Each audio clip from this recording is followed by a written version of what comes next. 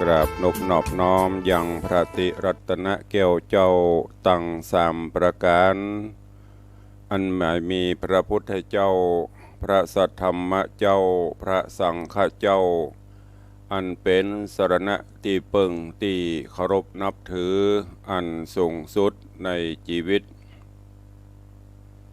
กราบคารวะแทบไตรไวยสาปารมีธรรมพระมหาเถรานุเถระเจ้าคณะพระสังฆาธิการภิกขุสงฆ์สามเณรจุตนจุองค์โดยความเคารพขอเจริญสุขเจริญปอนปออกไม่ออกศรัทธานาบุญญาติโยมสาธุชนตินจองห้องวัดจุหนุ่มเท่าใจยิงก็ขอน้อมต้อนรับทุกท่านเข้าสู่รายการมรดกธรรมกำเมืองและสารธรรมกำเมืองต่างสถานีวิทยุกระจายเสียงพระพุทธศาสนาแห่งชาติและสังคมคลื่นเพื่อการศึกษาพระพุทธศาสนาและวัฒนธรรมคลื่นพระพุทธศาสนาและจริยธรรมและในวันนี้ได้รับเมตตาจากต่างคลื่นวิทยุสีขาวเพื่อเจ้าประชาในเมตตาของท่านเจ้าจันทร์พระครูอภิวัฒนวิกรมท่านผู้อำนวยการสถานีคลื่นสีขาวรองเจ้าคณะอำเภอโดยหล่อเมตตาถวายเวลาให้กับต่างรายการตัวเองพร้อมกันนี้กราบถวายความเคารพครูบาอาจารย์พระเจ้าพระสงฆ์องค์เนรตลอดจนเจริญปอนต้อนรับFC ญาติธรรมแฟนรายการทุกรูปทุกท่านที่ได้เข้ามาให้กำลังใจ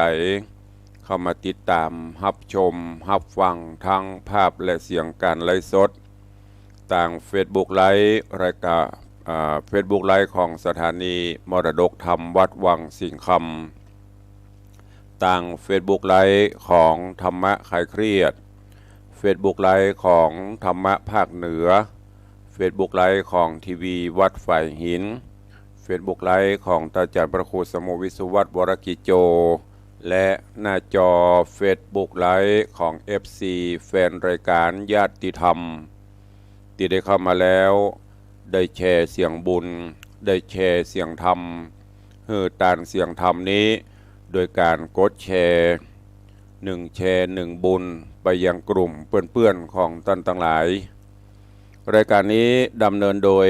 กล่าวกับผมอาตมภาพพระครูวิสิทธิ์ศรีลาภรณ์เจ้าคณะตำบลป่าแดดเจ้าอาวาสวัดวังสิงห์คำตำบลป่าแดดอำเภอเมืองเชียงใหม่จังหวัดเชียงใหม่หรือตีญาติโยมห้องขานกันว่าตุลุงในวังเป็นผู้ดำเนินรายการนำรายการนี้มาพบมาปะกับทุกท่านตั้งแต่เวลานี้เป็นต้นไปปะกันวันนี้อากาศยามก็รู้สึกว่าจะเย็นเมื่อเจ้าขวายบ่ายมาก็ฮ้อนยามค่ำมาบางวันก็ฝนตกช่วงนี้ก็ทราบข่าวจะมีพายุเข้าพ่องก็หลายพื้นที่ฝนฟ้าตกลงมาอย่างตะวาตะคืนก็ฝนตกอากาศสดชื่นแจ่มใสหน่อยแต่ควายมากกับวันนี้อาจจะมีแดดเสลออกมากับหูเนาะจะได้ก็ตามด้วยความเป็นห่วงเนอะดูแลสุขภาพร่างกายประคับประคองไปเนาะช่วงนี้ก็อย่างที่ครูบาอาจารย์เปิ้นได้ชี้แนะชี้นำทำปัจจุบันทำเวลานี้ให้ดีที่สุดตะวาโปนไปแล้วไปแก้อย่างก็ได้แล้วเวลาก็เสี่ยงไปแล้ววันนี้ตื่นเจ้ามามีลมหายใจนั่นก็แสดงว่าบุญบารมีเฮายังมีอยู่ก็สู้กันต่อไปทำวันนี้ให้ดีที่สุดวันพุธยังมาบ่ถึงเตื้อเป็นอนาคตการแต่ว่าผ่านไปก็เป็นอดีตการทำปัจจุบันการให้ดีที่สุดวันนี้อาจจะเป็นวันนี้หากว่าเป็นวันครบรอบอายุวัฒนมงคลครบรอบวันเกิดข ของตันผู้ใดก็ดีเนอะก็ดังรายการก็ขออำนวยอวยพรให้เจ้าของวันเกิดวันนี้มีความสุขหรือต่อว่าหรือวันต่อไปก็เช่นเดียวกันก็ให้ทุกท่านได้มีความสุขความเจริญแม้นจะเดินทางไปแห่งหนตะบนใดก็ขอแกล้วกราดปลอดภัย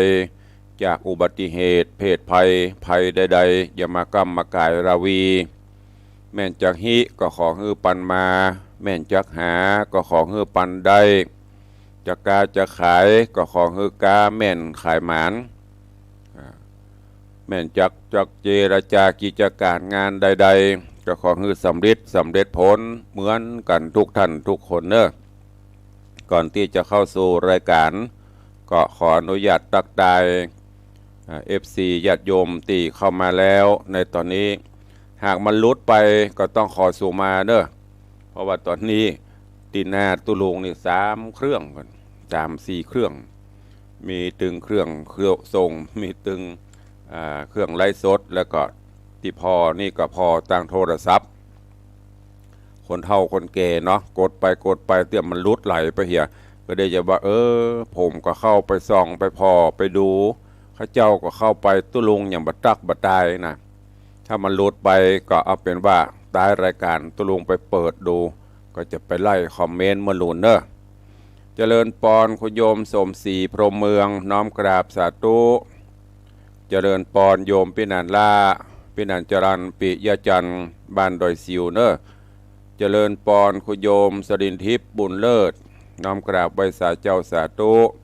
เจริญปอนคุณโยมพี่ไอปฏิวัติยาสมุทรพี่ไอตายวันนี้ก็ให้อยู่ดีให้มีความสุขเนอะเจริญปอน ท่านพิธาจารย์โคศกผู้จารรวมพลพินันอินสมเตปินพินันอินสมพินันอินสม7 สีนี่ก็ช่วยพระพุทธศาสนาโดยการไปเป็นพิธีกรไปเป็นผู้จารไปช่วยงานวัดวาอารามตามบ้านตามจองมาโดยตลอดไปลืมเด้อวันพุกนี้วันพุกนี้ตามที่ได้คอมเมนต์บอกไปขอบคุณพินันอินสมตัวเองเจริญปอนโยมนวลศิริหินเขียวกับไวสาเจ้าเจริญปอนคุณโยมพี่ชิดชบากราบไวสาเจ้าเจริญปอนโยมพี่หมอมัทนาอัมพันเนอร์พี่หมอก็อยู่ประจำสลมเราพอสตปฏิบัติหน้าที่ก็ขอให้วันนี้มีความสุขเนอะเจริญปอนโยมแม่วิน้องแฮกเกอร์ไวสาท่านเจ้าวันนี้ฟังทางวิทยุเจ้าสาธุเนอเจริญปอนคุณโยมจันสายแปลงหลวงแล้วก็เจริญปอนโยมแม่บุญปั่นมีงานหรือพี่จงรักมีงานเนอะนี่กำลังติดเข้ามาตั้งหน้าจอ Facebook ไลฟ์วันนี้ขอบคุณทำกรรมนึ่งกับตังท่านผอ.ของคลื่นสีขาวตัวเอง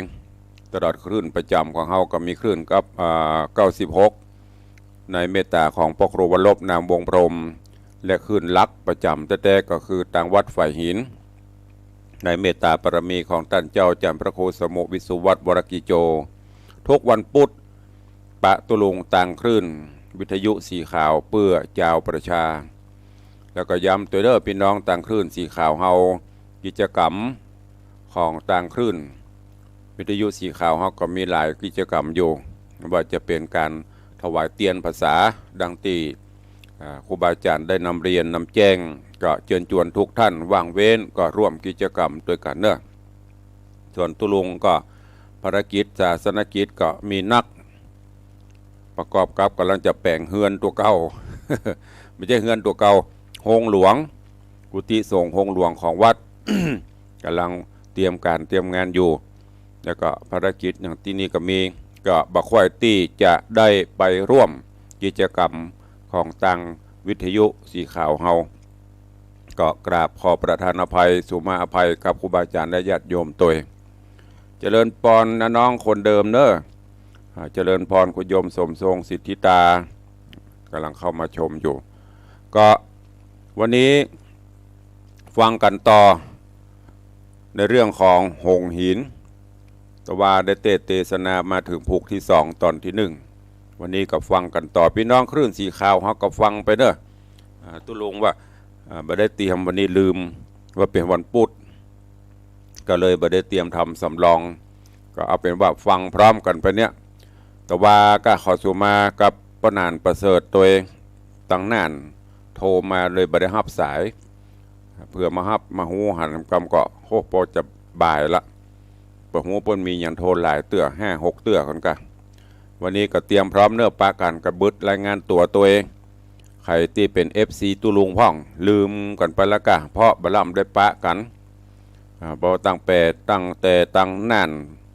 ขึ้นมาจนถึงเมืองแป่เมืองลำปางพะเยาเชียงรายเนอะจะไปลืมตุลุงในวังนะยังอยู่เนอะยังไปทางใดเตื้อ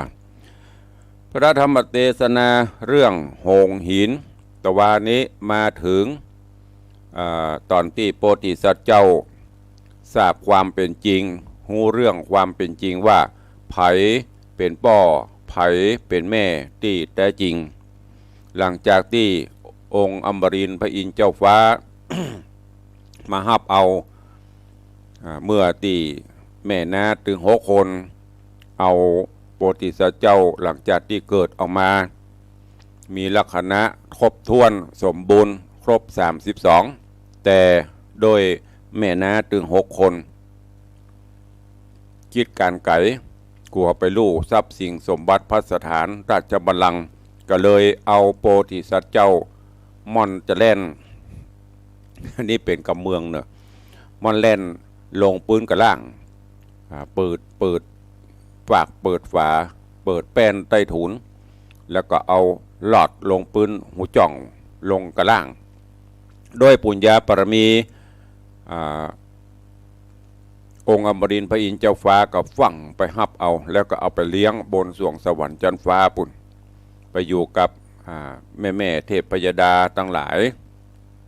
จนกระทั่งวันหนึ่งขยักกินนมกุเตียก็พอหิวนมมาเปิ้นก็จะเอานิ้วมือเขาเย่ในปากดูดเจ็บอิ่มไปแต่ตัวเดียวใหญ่ขึ้นก็ใครหัวว่าคนอื่นเพิ่นได้กินนมจากเต้านมจากอกแม่แต่เฮายังต้องมากินนมจากหัวแม่มือก็เลยเปิดนมเซาะกินนมอันนี้มันได้อู้กำหยาบกำอย่างเด้อเปิดเซาะกินนมแม่ไปหาสุจดาก็ได้ไปหาสุนันตาก็ได้แต่ละแม่ภายกับบ่ฮื้อกินเอาเข้าได้ลำคาญนะเปิดอยู่หั่นน่ะโอ้ยกูไปเจ้แม่มึงเด้อเนาะเอาล่ะพดออกมาก็เอาแล้วสุดท้ายไผ่แล้วเป็นแม่ไผ่แล้วเป็นป่อก็เลยไปอ้อนถามองค์อมรินทร์พระอินทร์เจ้าฟ้าก็เลยบอกเรื่องราวแล้วก็นำปาเอาโพธิสัตว์เจ้าลงมาสู่เมืองมนุษย์โดยที่เสกหรือว่าเนรมิตหินก้อนหนึ่งคือกลับกลายเป็นหงคำพร้อมกับมอบดาบสรีกันใจของวิเศษต่างๆแล้วก็บอกให้หงหรือว่าหงตัวนี้เอาโพธิสัตว์เจ้ามาสู่ยังอุทยานที่แม่อยู่กับ2 ตายาย2 เท่าที่เฝ้าสวนอุทยานในขณะเมื่อคืนวันนั้นแม่ก็เกิดนิมิตฝันขึ้นแล้วก็เอาคำฝันนี้ไปปรึกษากับพ่อเฒ่าที่อยู่ตัวเองพ่อเฒ่ามันกับประกอบกับมีความรู้ในด้านโหราศาสตร์ตัวเองก็มาขีดเขียนเลิกผ่านนาทีต่างๆเสร็จแล้วปดโตดีอกดีใจตบแข้งตบขาตัวเก่าวิมาลาหันโอ้ป้อเป็นจะได้คำฝันดีก็บดีพ่อเฒ่าก็บอกคือว่ามันเป็นจะนี้เนอะจนกระทั่งถึงเวลาโพธิสัตว์เจ้าก็เอาหงหินมาจอดใกล้ส่วนอุทยาน แล้วก็บอกคือหงว่าวันเดี๋ยวนี้ข้าจะไปการไปงานข้าเนอะคือเจ้ากลับกลายเป็นหินดังเก่าและอยู่เฝ้าระแวกไกลเนี้ยพร้อมที่จะไปหากแม้นข้ามีความประสงค์ที่จะไปก็ขอให้เจ้าเข้าใจมาแล้วก็มาเป็นหงดังเดิมโดยบุญบารมีของวิเศษ หงส์ก็กลับกลายไปเป็นหินดังเก่าเฝ้าอยู่ละแวกใกล้หันโพธิสัตว์เจ้าก็ไปสู่ยังสวนอุทยาน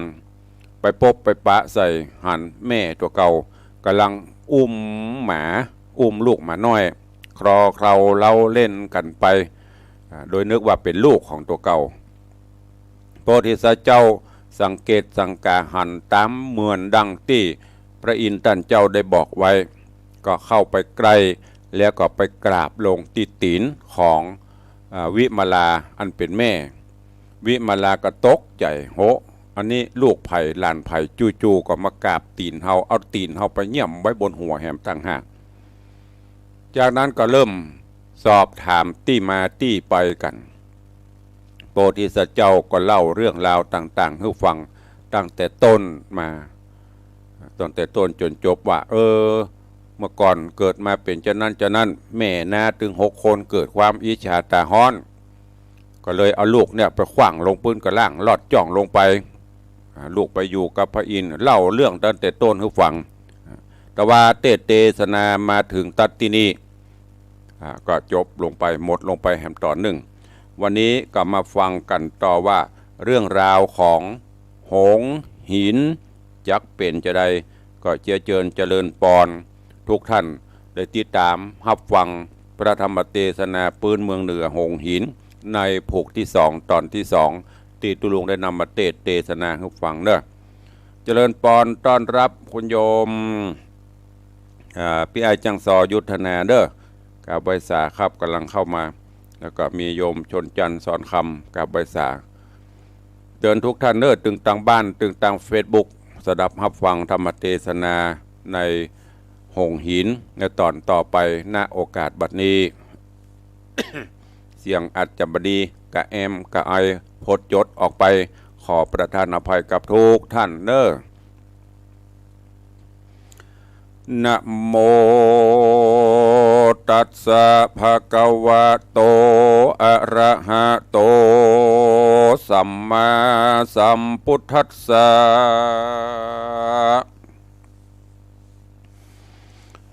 สะอาทะโวฟังลาโสตุจันนาสัพพุริสาทั้งหลายตั้งยิงและใจม้วนหมู่ที่ได้ปากันอยู่ทำทาดาฟังยังรัศธรรมเทศนา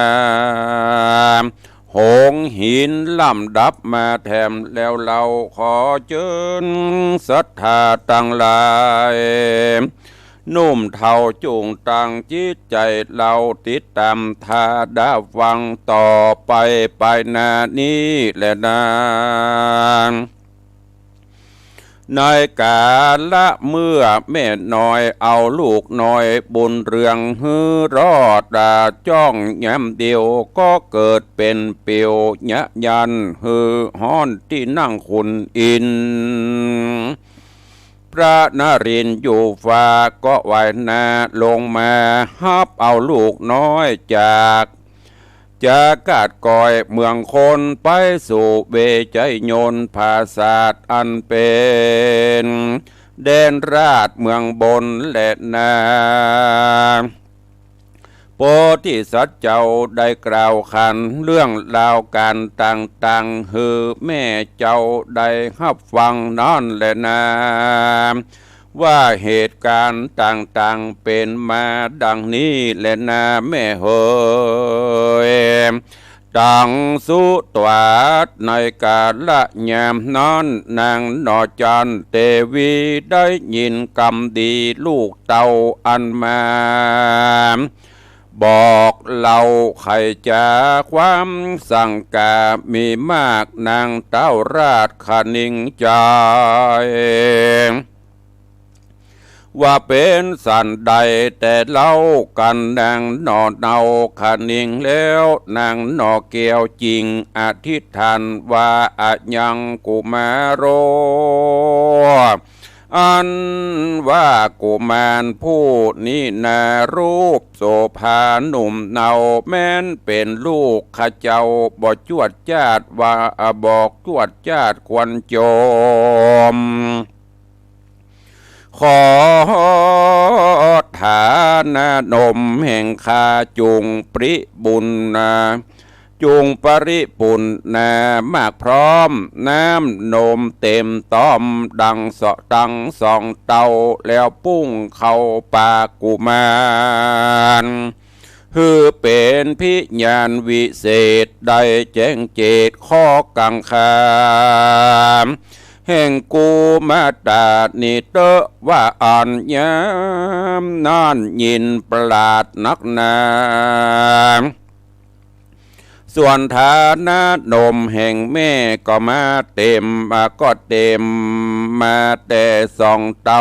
คัดกังก้าเตาออกเป็นแถวเป็นสายแนวปูนเป็นสายแนวใหญ่ปูนหลากแล้วปุ้งเข้าปากกุมารเป็นพิญาณแห่งแม่ลูกอันนี้หากถูกธรรมดาแย้มนอนนางแม่วิมาลาเฝ้าฟังลูกจากตีนั่งสับปันแม้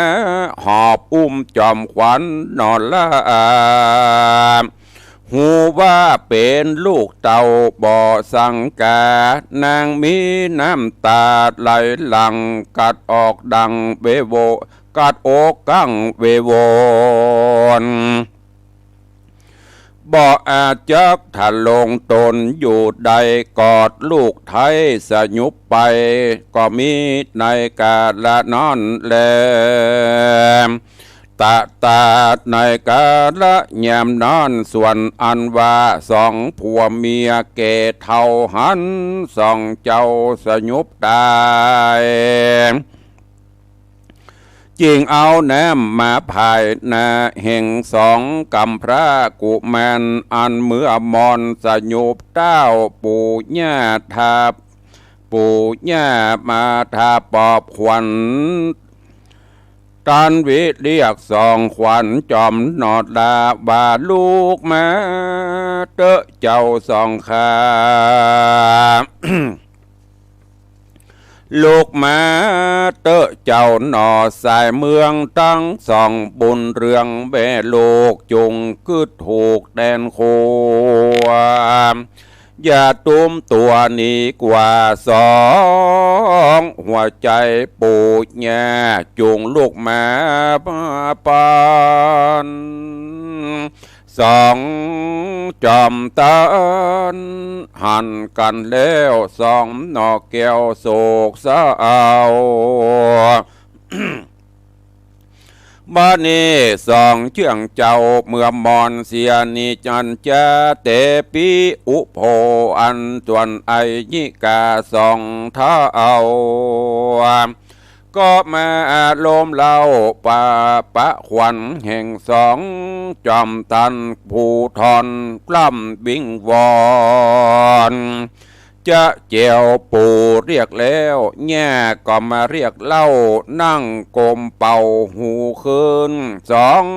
เจ้าก็ลืมสติสลมไปน้อยหนึ่งก็ได้ตื่นขึ้นมา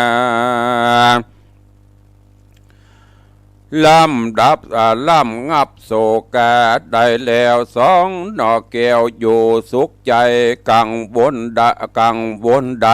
บ่มาถูกสองแม่ลูกอยู่หายวอนก็มีวานอนแลยนะ ส่วนสองไอญิกาสองเท่าจักสู่ขวัญลูกเต่าลานตนจริงหาของมงคลหลายหลากโปรยอ้อยมากนาจีนเนื้อป่ากองควายเนื้อเป็ดไก่และหมูข้าของหมากปู ข้าวนมข้าวต้มลูกไม้ส้มของหวานดอกดวงบานใส่ซอมตุกเยื่องพร้อมโภชนะแผ่นวัดถาคอดแผ่นวัดทาคอข้างแบนปั่นหังคำดีเ ตั้งใบสีสามจันดูเป็นลันเลี้ยวงามปัดดอกยามห้อยย้อยปวงดอกซอยเปิงเป่าหมายมือข่าวเกี่ยวล้อมมีพร่ำพร้อมเงินคำโยกยอดตำกลางนาแห่งสองลายอดลานฟ้าลานโตนจะกะตำการมงคลอันยิ่งสองเท่าจริงปะควันเสียงม่วนงานจื่นจอยกล่าวที่ถอยกะทามว่าเอหิปิญาปุตินัตตาดุราควรแห่งเจ้าอย่าพรากเต้านี่ไกล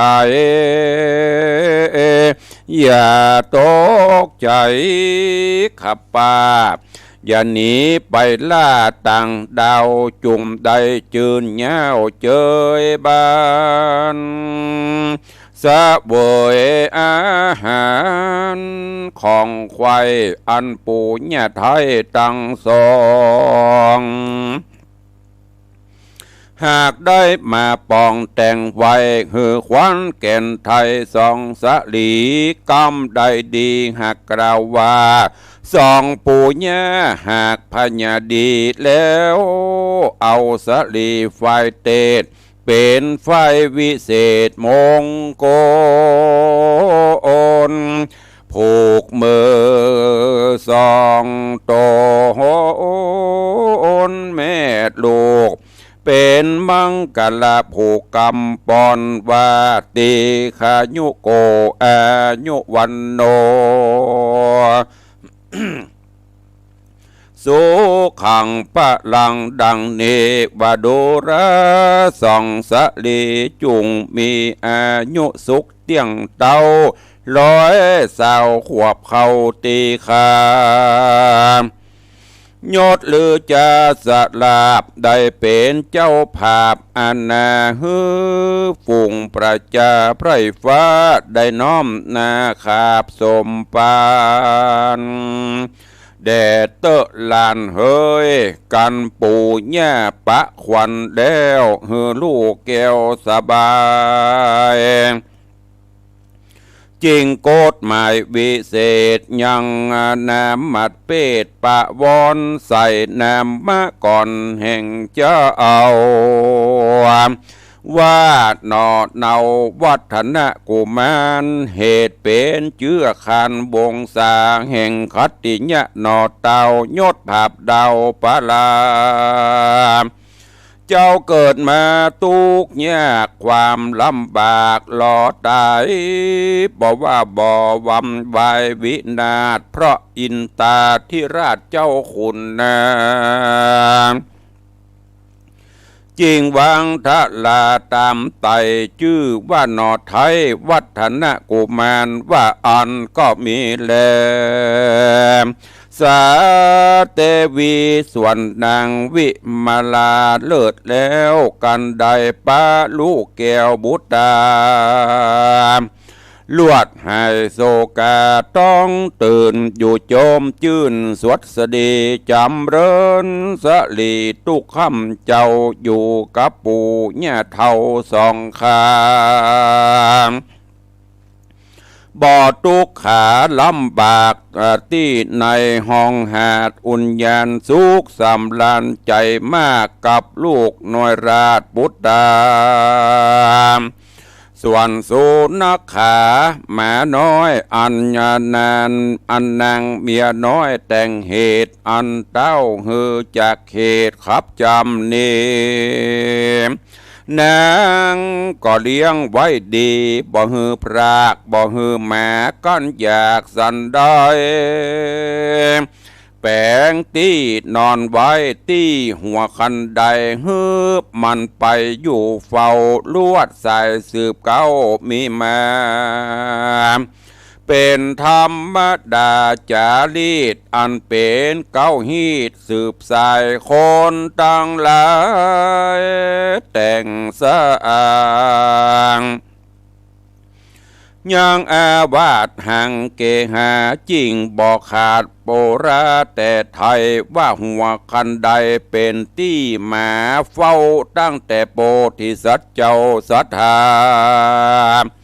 ได้เกิดมาเป็นวัฒนกุมารนับเป็นบัวรานมาบอกขาดแห่งมนุษยชาติสืบสายมาก็มีแหละนาตามาถังปะกาเซนโตสัทธาอาหาสัทธาสัพปัญโยตนมุตโต ตนโมโตบ่อน้อยพระยอดซอยศรัทธาจริงเตสนาว่าภิกขเวดุราภิกขุตังลายตนทัดลงสินใสวิโรธเจื้อเงาโคตรขีนาตะโตทัดนั้นไปนาส่วนเจ้านอดาวัฒนกุมารก็แอวดงดานตองเต้าเล่นกับเด็กเหล่ากุมาลาเถิงเวลายามเจ้าพระนอดเนานงไว้ก็เข้าไปแอวล่าเดินดันกว่าเวียงใจเพื่อไปเล่นอยู่กับนอกุมารอันเป็นลูกแห่งนางนงคารเมียน้อยพร้อมกับเด็กอ่อนน้อยลวงลายกับเด็กหกใจพี่น้องปากันเล่นหมากรุกหมากสะกามต่อกันไปมาสะสวาหนาแน่นล่าจดเจือเข้า6 คนก็เอาคำหล่อบ้าเอา เป็นหมากเต่าเทียตาตามขวงนาพระตามขวงนาปะหันคนใดจะนั้นก็ได้ยังหมากบาลูกใส่คำแดงคนใดบ่แข็งบ่แกว่นเข้าบ่แม่นมันเสียตะตาในกาละยามนอนส่วนโพธิสัตว์เจ้าก็เข้าไปสู่ยังเด็กขาเด็กหมู่เขาจุ้มกันเจ้าจอมตันน้อยหนอก็เข้าไปต่อตาเล่นกับหมู่ลูกพี่เคนตั้ง6 ใจเข้า6 คนหลายจะตอบเป็นกำขอบม่วนหูว่าไอ้เป้ตูก็จักได้กันว่าไอ้กันว่ากันไอ้กันก็ฮือตูหนอบุญจูเป็นเจ้าใจชื่นยาวมีมาจริงมีกำจาตอบถอยกับ6 ใจน้อยสมสายว่าดูลาปี้ไอ้6 ใจโตโหข้านี้ตุกผ่านเป็นลูกไพร่ยันเข็นใจบ่มีคำใส่มาเหมือนเจ้าอันเป็นลูกเต้าราชาเต้าว่าข้ามีแก้วลูกโจกแสงใสโสดนาดำอันมันดาแม่ไทยฮื้อแขวนไว้ในคอตนเพื่อเป็นมงคลแก่ข้าแม้นว่าข้าเล่นการเล่นบ่มานบ่ถูกเจ้าจุงเอาลูกแก้วมณีผิวขาวดีจ่อยโจดเอาไปโสดดิลีกันหนอบบุญมีกล่าวแล้วฝูงลูกแก้ว6 ใจแป่งตาไหลสอดก้องหันแก้วติบส่องแสงใสรุ่งเรืองไรสะอาดเป็นแก้วติบผาอาจเมืองอินจะโกดก้าสินบอดใดเป็นแก้วไตปวงปันกัน6 ใจหันแล้วก็กาดแก้วไข่ได้ หวังจักไว้หวังจักไฟสมคะเน่งจริงต่อจริงเล่นต่อกับเจ้าหนอโป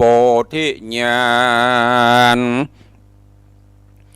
เล่นถ้าเล่นหลายวันแต่เจ้าถึงคำเจ้ามืดมาก็บ่เป้กูมานานนอดเอา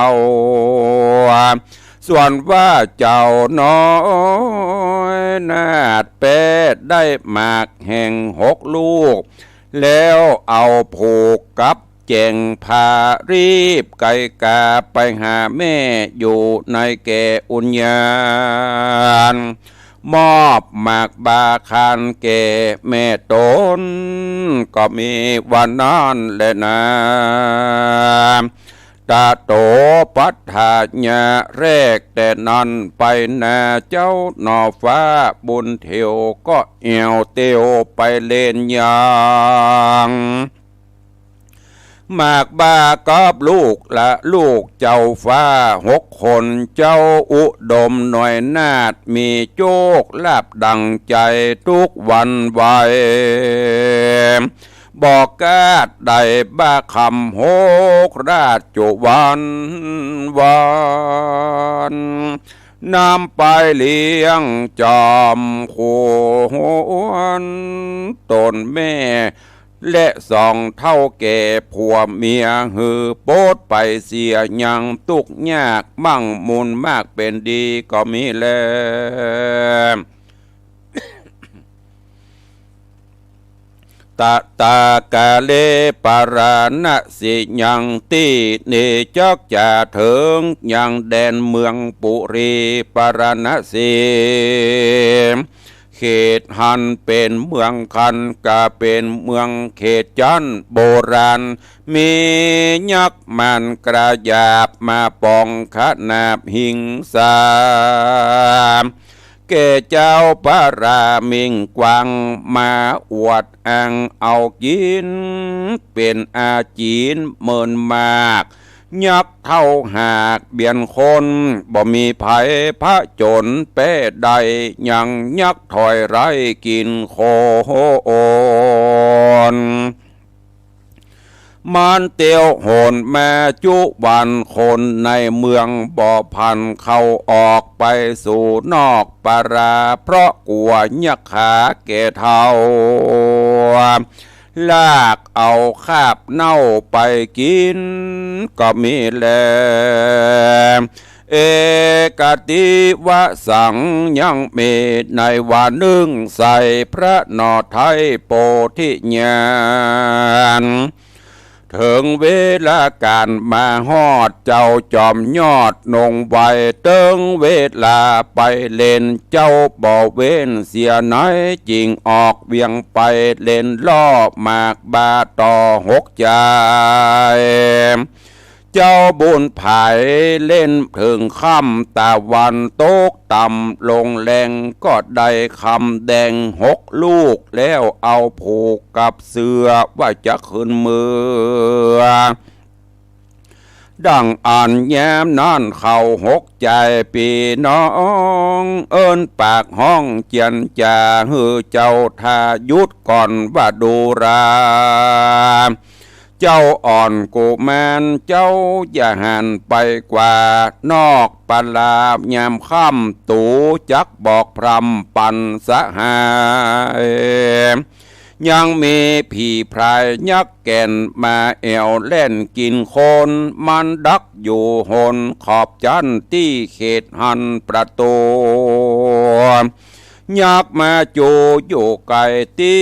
จิมไกลประตูเมืองตูยินเครื่องตั้นบ้ากลัวไปต้องคาดศัตรูข้อขอเจ้าไปนอนกับตูม่อนน้อยราตี้ภาษาห่อคำก่อนเตอะนาว่าอ่านในกาละยามนอนกูแมนดอดเนาจริงคันตอบเจ้า6 ใจว่าข้าเจ้าทั้งหลาย6 เต้าอันมาบอกกล่าวตามมีข้าขอยินดีมากใส่เต้าว่าข้าไทยน้อยหนอ กูว่าแม่ข้าทากองหาจริงขออำลาสู่เจ้าไปสู่แก่นเงามันดาก่อนบอกหมอละนาเสียก่อนก็จักย้อนมาหาเล่นบากบากับสหายกันเจ้าสมใสกล่าวแล้วก็กาดแก้วอำลาโสมกาเส้นเก่าอันตนเจ้าหน่อยราชเกยกาพรากไปมาเป็นนิรันตาบอกขาดก็มีแหละนาโสโปติสัตโตยามเมื่อหนอเจ้าโปธาเตียวมักกามารอดที่ยักจอดอยู่ประตูเวียงยักษ์เสมียงตาพอตั้งหน้าล่อกูแมนมันหันเจียงคานแงมมากยักษ์เท่าหากยินดีว่าวันนี้กูมีโจกปากอาหารลาบมาจูกันยักษ์เท่าปูขะนิ่งแล้วมันก็สะเววหัตถามย่อมือมาวาดจับเอาเจ้าน้อยนาดโปธิญาณยักโจใจหานบาปกล้ายับหนอดลากำเดียวแย้มนั้นเจ้าสมเสียวหนอฟ้าดูอาจเลี้ยวไว เจ้าจอมไตองค์อาจสติขวาดเจ้ามีดังราชสีตัวผาเสดมาแต่กำเนิดกูหามบอกกลัวภัยหยางาดเงือเขาหนอ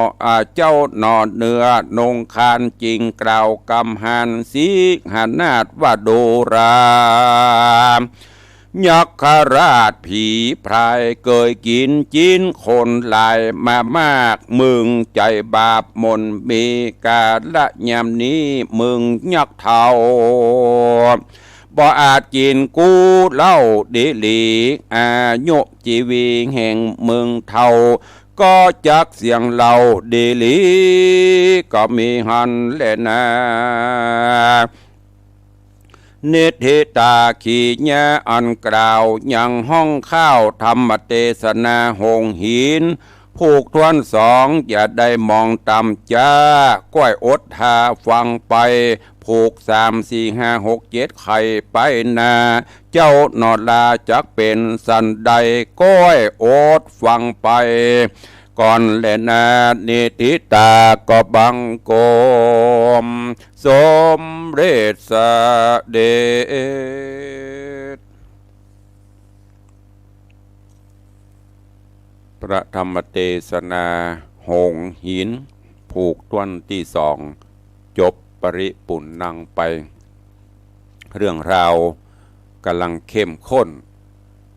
และแฝงไปด้วยเนื้อหาสารธรรมเนอะฟังแล้วก็เก็บแกะกรไกสารธรรมน้อมนำไปพิจารณานำไปใช้ในการดำเนินชีวิตประจำวันวันนี้ยังบสรุปตอนนี้เดี๋ยวเนาะก็เข้าใจว่าฟังกันก็คงจะรู้เรื่องราวความเป็นมาเป็นไปเดี๋ยววันพุธก็จะได้สรุปในตอนต่อไปแล้วก็เทศเพื่อให้มันปฏิติดประต่อกันไปขอบพระคุณกับญาติโยมศรัทธาเนอะที่ติดตามเป็นกำลังใจทางต่าง Facebook ไลฟ์และต่างสถานีวิทยุวันนี้ก็มีข่าวประชาสัมพันธ์มาฝากกับญาติโยมเนาะก่อนที่จะเข้าสู่โหมดรายการอู้จากันขอเชิญร่วมงานทำบุญถวายเทียนพรรษาณที่อารามวัดขันธารามตงอ้อตำบลบ้านกลางอำเภอสันปะตองจังหวัดเชียงใหม่เนอะในวันพุธนี้วันที่19ไปจะมีงานทำบุญถวายเทียนพรรษา109 วัดถ้ารวมถึงพระเถระผู้ใหญ่ก็120 กว่าวัดเป็นงานบุญใหญ่ประจำปีของเปิ่นเชิญชวนทุกท่านได้ไปร่วมโมทนาบุญด้วยกันเนอะใกล้จะเข้าพรรษาแล้วแถม2 วัน 3 วันก็จะเข้าพรรษา อาสาฬหบูชาและวันเข้าพรรษาก็เชิญชวนพุทธศาสนิกชนเราทุกท่านเด้อเตรียมตัวเตรียมกายเตรียมใจเข้าสู่ร่มอารามขวงแก้วทั้งสามเพื่อประพฤติวัดเพื่อปฏิบัติธรรม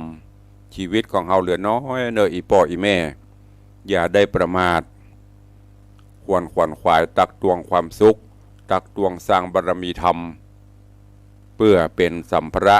ที่เราจะต้องเดินทางในอนาคตการเดินทางไปที่ไหน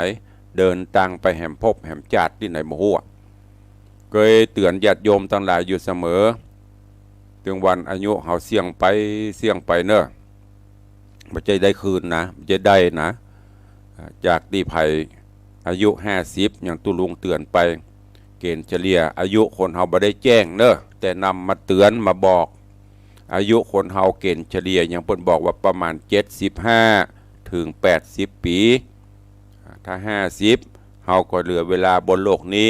ถ้าตามขีดที่เพิ่นตั้งไว้นะแต่ถ้าเลยก็นั้นก็เป็นบุญกุศลก็เหลือแฮม30ปีถ้า60ปีเฮาก็เหลือแฮม20 70ปีก็เหลือแฮม10ถ้า80ปีก็เตรียมพร้อมมันจะถึง100นี่น้อยนักเนอะเพราะนั้นก็เข้าภาษาก็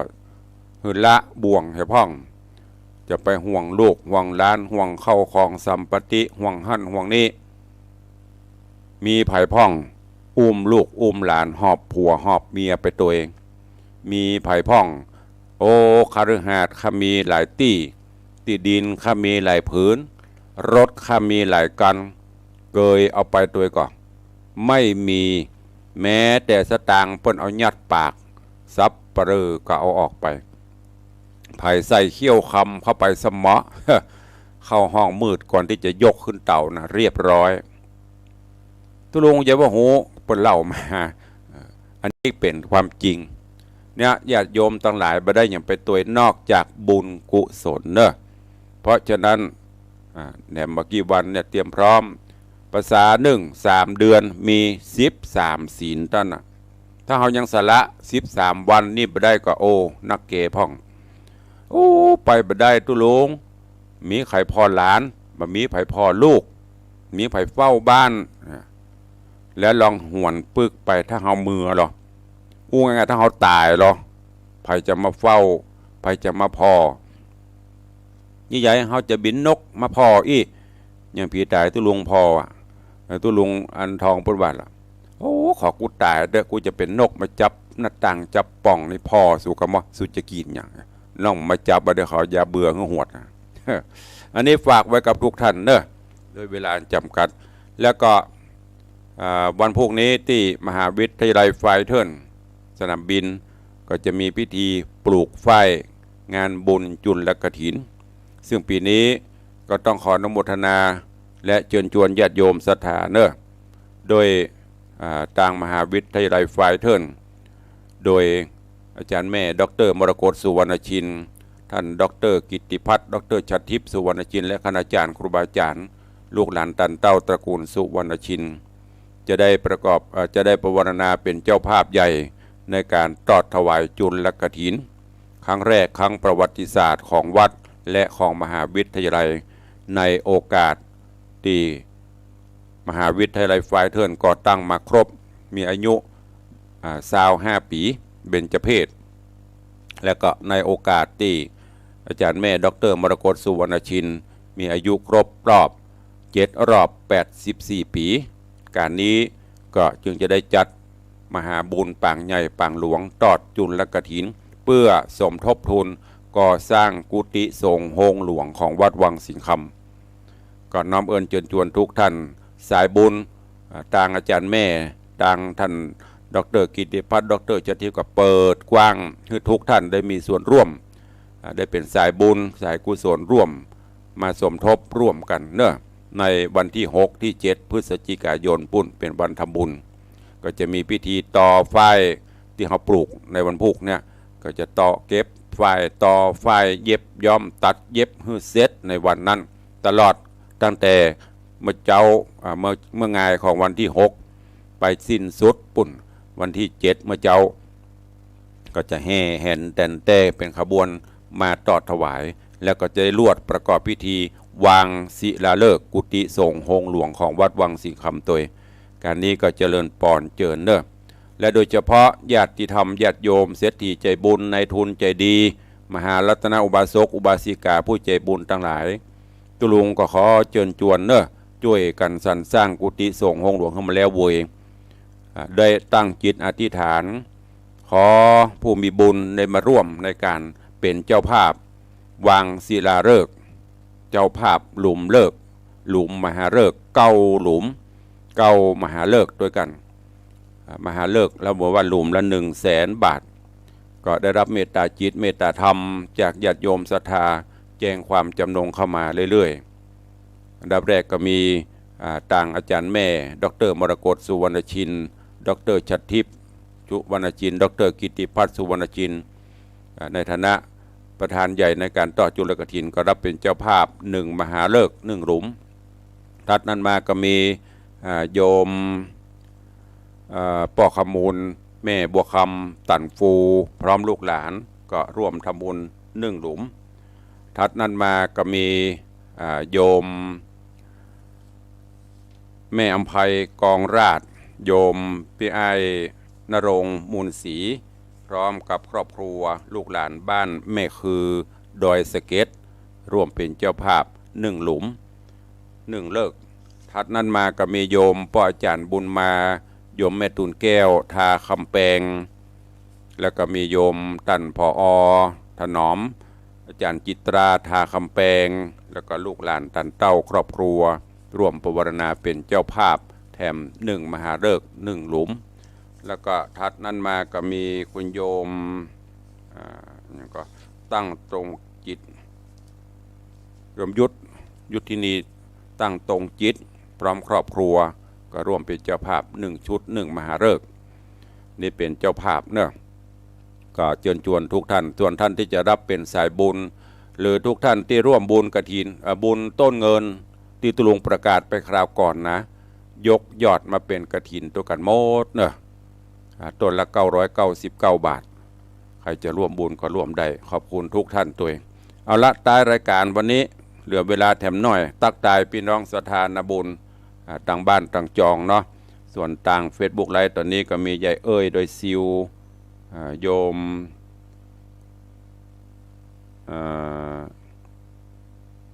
โยมตูโยมสุรัตน์เสาคำตุปีมหาคมสันติดตามชมจากปุ่นตังอีสานนี่ก็ขอบคุณตัวเนอะต่างบ้านใครฟังอยู่พ่องโทรศัพท์เข้ามาเหลือเวลาแถมประมาณ3 นาที0817836540สัญญาณเป็นจะได้พ่องฟังอยู่ที่ไหนต่างใดกำลังใจกันโทรเข้ามาเนอะคลื่นสีขาววันนี้ปนลิงบลิงบอกว่าเนอะกุเตือนนี้ท่านเจ้าหลวงพ่อรองอำเภออาจารย์พระครูท่านอาจารย์พระครูอภิวัฒนพิกรมจะแจ้งเข้ามาเจริญปอนเมืองแกนนี่พอดีขาประจำตึงแข้งประจำตลอดอยู่แล้วมันมีปัญหาใครได้ยินเสียงจัดที่อื่นพวกน่ะเตรียมไปเมืองเตรียมมีใครกระป๋องให้มีกระหมูเฮาได้กันฮะต่อมีเตี้ยเนาะเฮาอันเฮาเตะตันโทรศัพท์ให้ดีกันสาธุเด้อปอเด้ออนุโมทนาเจริญปอนสายที่2ครับไผเอ้ยโอ้น้องเบียวก็นึกว่าหายจากโลกนี่เลยอีฟังอยู่ได้ไป20 ปีเนาะป้ากันเนาะอันบอกสาธุอนุโมทนาเนอะโอ้แต่พ่องเล่นพ่องเนอะโหเพิ่นฟังตลอดสาธุเนอะเบียวเด้อเจริญปอนป้าบุญธรรมยัง FC หนาแน่นอยู่นึกว่าหายจากกันหมดเลยอีสาธุนะปอนบุญรักษา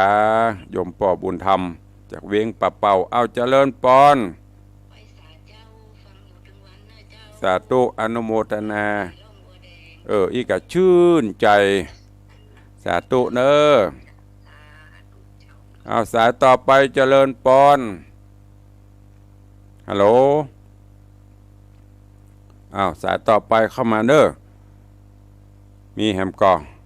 เข้าใจเวลาจำตุลุงบะหางไว้นักพอรู้ตัวว่า FC มีไม่หลายเพราะนั้นก็จะเอาความรู้หรือว่าเอาเรื่องราวฮื้อนักเหลือเวลาไว้เห็นหน่อยมีแล้วเนาะมี4-5 สายขนาดวันนี้ลิงก์จากสัญญาณไปแผ่ปุ่นนะเมืองแป่เมืองน่านลำปูนลำปางเชียงรายพะเยา FC ฟังตุลุงอย่า4 สาย5 สายเวลาหมดเวลาใครจะร่วมโมทนาบุญกับตุลุงก็อย่างที่บอกไปเนอะโทรศัพท์เข้ามาได้วันนี้ขอนำรายการจากทุกท่านไปก่อนปะกันใหม่วันต่อไปขอความสุขสวัสดีจุงบังเกิดมีกับทุกท่านเนอะอยู่ดีมีสุขมากันจุตนจุองจุผู้จุคนยัตตาโรธรรมาวัตันติอายุวันโนสุขังพลัง